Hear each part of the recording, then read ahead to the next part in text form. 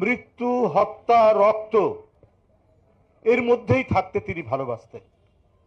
রক্তের গন্ধ যেন তার কাছে ছিল সবচাইতে প্রিয় গন্ধ।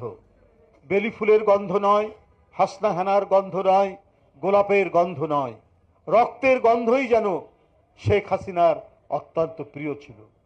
কেন তিনি এইভাবে একজন দেশের জনপ্রিয় নেত্রী, মানুষের ভালোবাসায় সিক্ত একজন নেত্রী, সেই নেত্রীকে বিনা কারণে, বিনা অপরাধে, মিথ্যা মামলায় সাজা দিয়ে পরপর ধ্বংসস্তূপের মতো সেই 2 শতাব্দী প্রাচীন এক কারাগারের মধ্যে আটকে রাখা হয়েছে? আজকে 5ই আগস্টের পরিবর্তনের পরে তিনি মুক্তি পেলেন। শেখ হাসিনা চেয়েছিলেন এইভাবেই হয়তো একদিন শেষ হয়ে যাবে। উনি নিজের মুখে বলেছেন, আপনাদের মনে আছে, যে এই শুনি মরে, এই শুনি মরে, কই মরেন না তো।